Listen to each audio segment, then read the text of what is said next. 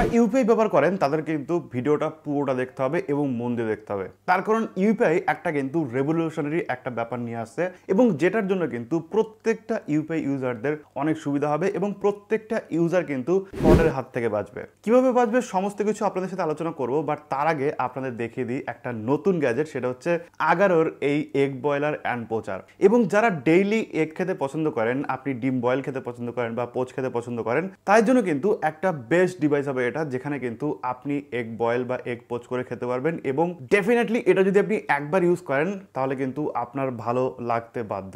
তার কারণ এইটা দিয়ে কিন্তু আরামসে এগ বয়েল পোচ খুব সুন্দরভাবে করা যায় এবং আপনি হার্ড বয়েল খাবেন নাকি মিডিয়াম বয়েল খাবেন নাকি লো বয়েল খাবেন সেটা কিন্তু অবশ্যই এখানে সেট করে দেওয়া যায় এবং সেইভাবে কিন্তু ডিম এখানে সিদ্ধ হয়। সো ডেসক্রিপশন বক্সে আমি লিঙ্ক দিয়ে রাখবো, সেখান থেকে আপনি আরামসে বাই করতে পারবেন। ওকে, দেখুন ইউপিআই কিন্তু বিভিন্নভাবে ফ্রড হয় এবং ফ্রড মানে আপনি বুঝতেই পারছেন যে আপনার কাছ থেকে টাকা কেউ একজন নিয়ে নিচ্ছে এবং এই ফ্রডারদের কিন্তু ধরাও অতটা সহজ হয় না, খুব কঠিন হয়ে যায়। তো যার জন্য এখন কি করা হচ্ছে, এফআইআর সিস্টেম আনা হচ্ছে এবং যেটা হচ্ছে ফিনান্সিয়ালি ফ্রড রিস্ক ইন্ডিকেটর। এবং এটা আপনাকে বলে দেবে যে কোন নাম্বারে আপনি টাকা পাঠাবেন, কোন নাম্বারে টাকা পাঠাবেন না। বেসিক্যালি কি হবে, এই যে ফ্রডাররা ফোন নাম্বারগুলো ইউজ করে এবং একই ফোন নাম্বারে হয়তো বিভিন্ন জায়গা থেকে ফ্রড করে করে টাকাগুলো নেয়। তো এখন এই এফআইআর সিস্টেম আগে থেকে ইন্ডিকেট করবে বা আগে থেকে এটা অ্যানালাইজ করবে এবং এআই ইউজ করে বুঝতে পারবে যে এই ব্যক্তিটা ফ্রড বা এই নাম্বারটা কোনো ফ্রডারের কাছে রয়েছে, সেখান থেকে সে ফ্রড করছে।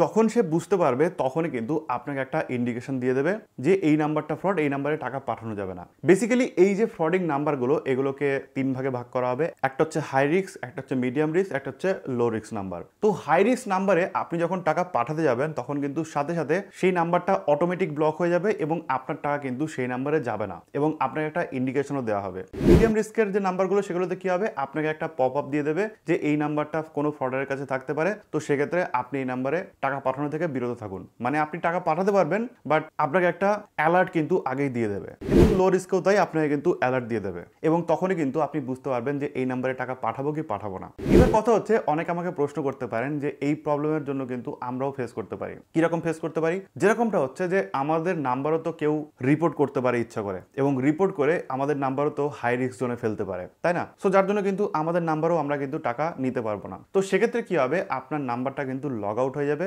আপনার যেটা করতে হবে, আবার আপনার নাম্বার দিয়ে লগ ইন করতে হবে। লগ ইন করার পরে আপনার যে কেওয়াইসি আপডেট, সেটা কিন্তু ব্যাংক ডিটেলস দিয়ে কেওয়াইসি আপডেট আবার করে করাতে হবে। দেন আপনি কিন্তু আবার আপনার নাম্বারটা পুনরায় চালু করতে পারবেন। যদি এমন হয় যে কেওয়াইসি করার পরেও আপনার নাম্বার চলছে না, সেক্ষেত্রে আপনি ডাইরেক্ট এনপিসিআই রিপোর্ট করে আপনার নাম্বারটা পুনরায় ফেরত নিতে পারবেন। এতে করে কি হবে, ফ্রডারদের অত কিন্তু টাইম থাকবে না যে আবার করে কেওয়াইসি করে নতুন করে নাম্বারটা চালু করার। তার কারণ হচ্ছে ওরা কেউই কেওয়াইসি দিতে যায় না, লোকের কোনো নাম্বার নিয়ে বা কোনো সাধারণ মানুষের নাম্বার নিয়ে কিন্তু তারা এই ধরনের ফ্রডগুলো করে। তো যার জন্য অবভিয়াসলি তারা কেওয়াইসি করতে পারবে না, ওই নাম্বারটা অটোমেটিক ব্লক হয়ে যাবে। এই সিস্টেমটা এসে আপনার কি লাভ হবে কিনা সেটা কিন্তু অবশ্যই একটা কমেন্ট করে জানাবেন এবং ভিডিওটা ভালো লাগলে শেয়ার করতে ভুলবেন না, যাতে সবাই জানতে পারে এবং বুঝতে পারে। থ্যাংক ইউ সো মাচ ভিডিওটা দেখার জন্য। দেখা হবে নেক্সট ভিডিওতে। টাটা।